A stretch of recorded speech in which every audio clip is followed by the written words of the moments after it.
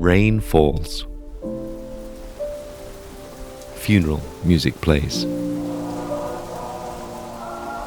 The engine of the hearse idles respectfully. A mother struggles to stop stroking the urn of her son, while her husband stands motionless beside her. It's time. But she's not ready. Neither of them are. It will be the last journey for their boy, Goi Zhen Feng. It's a journey that started online with the promise of love and led him to his death thousands of miles from home. Hi, I'm your host Steve Lai, and on this episode of CNA Correspondent, you'll hear a story of desperation, manipulation, and devastation that serves as a cautionary tale for a growing regional problem.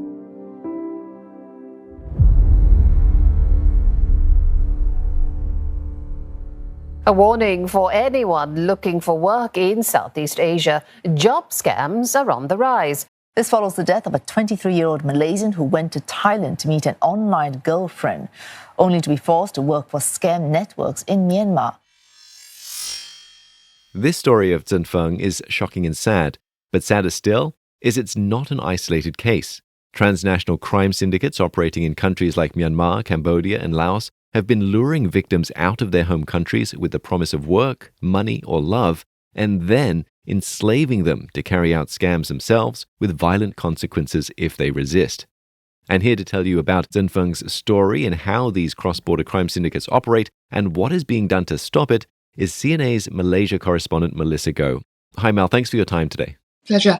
Let's start with Goi Zhen Feng. You followed his story all the way to his funeral in his hometown in Ipoh, Perak. What did you learn about how he became a scam victim? Zhen Feng was targeted by scammers from the very beginning when he met a girl via social media, sometimes in August last year. Although he was always heard chatting with her online, his parents, including the brothers and the sister, none of them have ever seen her face or know how she looks like. She was never introduced to them because Zhen Feng said she's really shy. But about 5 months into the online relationship, Zhen Feng told the parents in January that he's going to Bangkok to meet her since there's 2 weeks break before his final semester began. Now, his parents didn't say no because, after all, Zhen Feng is already 23 years old and he's very well built. He knows Taekwondo, is 6 foot tall. He should be able to know how to look after himself. Zhen Feng did promise his mom that he will be back in time to celebrate her birthday, but he didn't come home and he didn't call home either. So the parents got really worried and decided to lodge a police report in February. They suspected something bad might have happened to him, but it never crossed their minds that the son was smuggled into Myanmar in southern Myanmar and sold to an online scam syndicate in the notorious KK Park. And once he fell into the hands of these scam syndicates, what happened next? According to his father, Zhen Feng finally called home in March and apologized to his mum that he missed the birthday, and he told them that he caught COVID shortly after he arrived in Bangkok, and he's been sick since then, and he needed about $20,000 for medical treatment. Now, he said at first the syndicate wouldn't believe him. They continued to force him to scam others to come over, and when he refused, he was bitten again and again by a fellow Malaysian from southern state of Johor, but he didn't name him. Now, the father told me that he could hear that the son was being threatened as he was rather evasive, and that was the last time he got to speak with his eldest son. He died 2 months later. And do we know what the circumstances were that led to his death? After the alarming phone call, the parents lodged another police report and they were told that Interpol was alerted, but they waited and waited. They heard nothing from the police, while Zhen Feng's health got worse. It deteriorated so badly that the syndicate finally let him go. According to the nurse at Mae Sot Hospital in Thailand near Myanmar border, Zhen Feng was brought in April by a Rohingya lady. He was immediately admitted to ICU.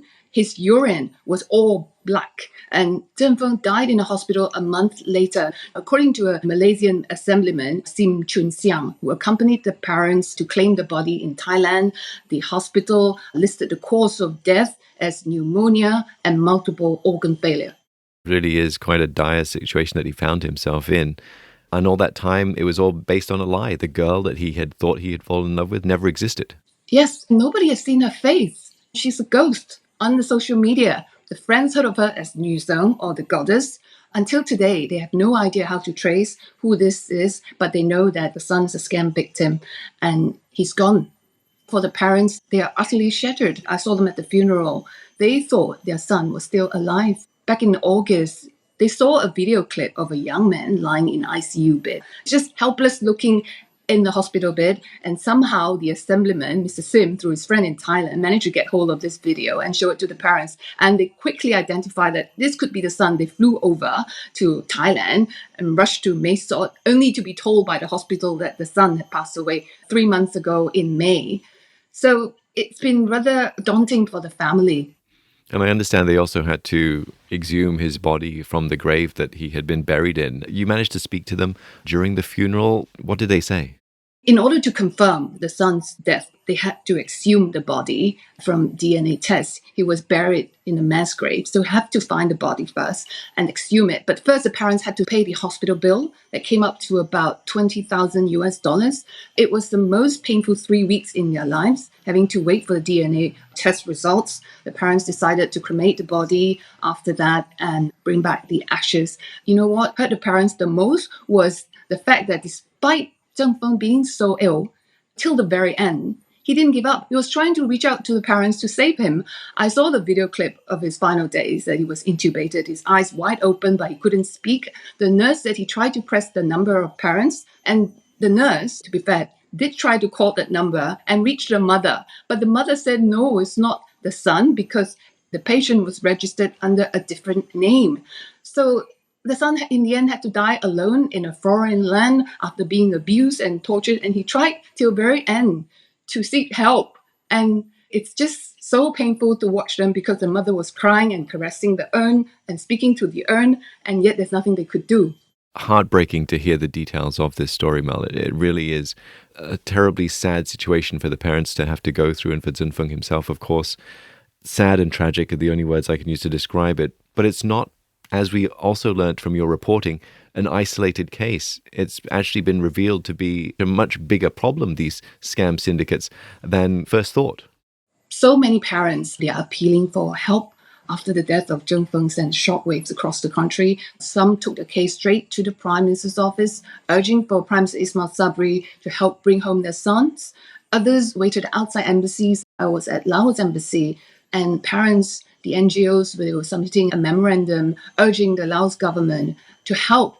Officially, the Foreign Ministry said they have received over 300 reported cases across Myanmar, Laos, and Cambodia. More than half have since been rescued and returned to Malaysia, mostly from Cambodia. And lately, we are also seeing some returning from the notorious KK Park in Myanmar and some from Laos. Now, as we speak, some young Malaysians are still trying to go over, despite the media reports, despite the objection from their parents.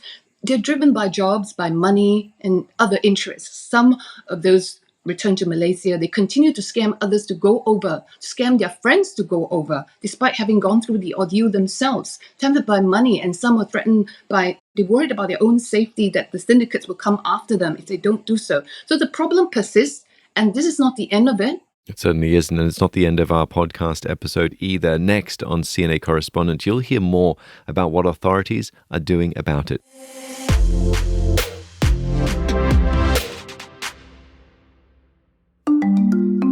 Hi, my name is Julie Yu, and I'm the host of the new season of the Climate Conversations. From chefs to scientists, join me as we get personal with the people driving change in sustainability. Look out for our episodes wherever you get your podcasts.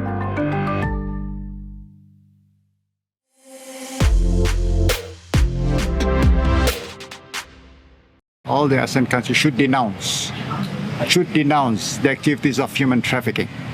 Okay? And I think the Prime Minister should have a discussion with the countries involved, the Prime Minister of the countries involved, to try to solve this problem. That was Malaysia's former Inspector General of Police, Musa Hassan, calling for coordinated cooperation at the highest levels to stop cross-border syndicates from human trafficking by enslaving online scam victims to carry out even more scams. You're listening to me, Steve Lai, along with Melissa Goh, CNA's Malaysia correspondent. Mel, we were talking before the break about how big a problem this is. Any time that crime takes place across borders, things get complicated, don't they? Yes, it's a complex situation. The former Malaysian police chief, Musa Hassan, whom I spoke with recently, said it needs tremendous political will, first of all. The government, the Prime Minister himself, must reach out to his counterparts in Cambodia, in Laos and Myanmar. And ambassadors in these countries said that they are negotiating with authorities. It's a painstaking process. These Malaysians, after they are rescued, they're held in depot because many of them have broken the immigration laws of the country. So when they were smuggled in, and some were identified as ringleaders themselves, and they may be charged. So the Malaysian police, even the Interpol, they cannot do much. Yes, it's kidnapping, it's transnational crime, it's human trafficking, it's even murder, but they have no jurisdiction to act in these countries. These are sovereign states, so they need to rely on the local enforcement authorities, the agencies to help them. And it's not easy. Although Prime Minister Ismail Sabri has given his assurance that all Malaysian scam victims will be brought back home safely, many parents are not convinced. They are anxious. The longer they wait, they fear for the worst, that the children's lives are in danger. Malaysian authorities, as you mentioned before the break, have managed to recover and bring home some Malaysians that have been caught up in these scams. Are there steps that the Malaysian government is taking to help the other hundreds of citizens that may be getting caught up in all of this? Prime Minister Ismail himself has announced the setting up of a special multi-agency committee led by Foreign Ministry to oversee the safe return of these Malaysian scam victims. The government has been using existing channels, including seeking help from the local authorities. I spoke with the Malaysian ambassador to Cambodia, His Excellency Aldin Hussaini Muhammad Hashim, and he said some are more proactive than the others. Increasingly, he's sharing data, intel, pooling resources with ambassadors from other countries like Indonesia, Philippines, Thailand, because their citizens were also in the same situation, in the same troubles. So to put pressure on Phnom Penh or to any of these governments to act, it's better to speak with one voice. And also, when victims send out their SOS messages, there are coordinates. Sometimes these coordinates may not be accurate. But if the other embassies receive similar SOS and coordinates, chances of locating the victims, their exact location, is far greater, he said. Also, there will be greater pressure on the authorities to act upon these requests. So it's team efforts now, and it varies from one country to another, depending how proactive the ambassadors are. Yes, and it certainly needs some regional cooperation, right? Indeed, regional cooperation is key. ASEAN must come together to protect the region as a whole from being used by international scam syndicates to host their operations. Former police chief Musa Hassan said that they are churning out scammers, forcing young Malaysians into slavery. Many are now brainwashed when they come back. As a result, they are fearful of their lives. Even after they are back, they continue to scam others to go over. He also thinks that it's not a bad idea to actually stop them from going. All the young travelers, especially those traveling solo, at least an interview before they leave the country so that they don't fall victim to all these scams. And, if not a ban, because I checked with the ambassadors, it would be a bad idea to have a blanket ban because it will be discriminatory and it will be biased on certain countries. They can't issue a travel advisory, but they can at least conduct an interview at immigration before they leave, just to be sure. The syndicate's tactics are always evolving. They are moving their headquarters from one place to another within the region. We are hearing some Malaysians are trapped in Vietnam. So ASEAN countries must close all doors in order to be one step ahead of them. Already, thousands of young Malaysians have become scam victims. Some like Tanfung, they lost their lives. Many parents also lost so much money having to rescue their children. This scourge has to end. It certainly does. If you're listening and thinking you or someone you know should know more about how these scams work, there's a CNA Explains article on our website detailing how you can avoid falling for such scams. But Mel, from working on this story, what lessons do you think our listeners should be taking away? That we are all at risk. We have to be vigilant at all times. If the job offers promise high pay and yet with no qualification necessary, that itself is a red flag. We just have to be very careful, double check with the embassies. I know sometimes we let our guard down. Also, we want to believe many people have lost their jobs. They are desperate for money. We all have a collective responsibility, after all, to warn others, to spread awareness, to remind each other. The syndicates may be evolving their tactics, but if the media continues to shine a spotlight on them, and they know the public is waging an all-out war on them, it will be harder for them to prey. And we've got to make that job harder for them to keep everyone safe. Thank you, Mel, for talking us through this story. It's been great to have you on today. Thank you, Steve. There's a good chance that while listening to the pod, you probably had that old adage of if it sounds too good to be true, it probably is running through your head. I know, I certainly did. So what does it come down to? Desperation, ignorance, naivety, blind optimism? Perhaps all of the above. Circumstances certainly play their part as well. The victims have common traits, like poor support structures of family or friends that they feel that they can talk to. They are in a desperate situation, or they want to feel special, whether it's for a romantic connection or to profit from an investment opportunity. Essentially, they all want to feel like they are winning at life. And scammers know this.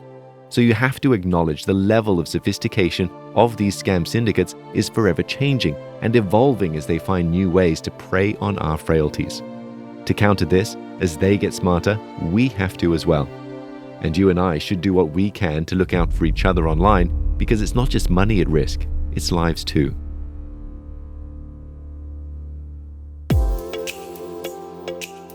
Thank you for listening to this episode of CNA Correspondent. The TV version airs on CNA every Wednesday at 9:30 p.m. You can also catch up with it wherever and whenever you like on cna.asia or our mobile app. Do like and subscribe to this podcast version that takes you behind the scenes and beyond the headlines with our correspondents. Thank you for listening. Our podcast team is made up of Jacqueline Chan, Daniel Lee, Crispina Robert, Clara Ong, and me, Steve Black.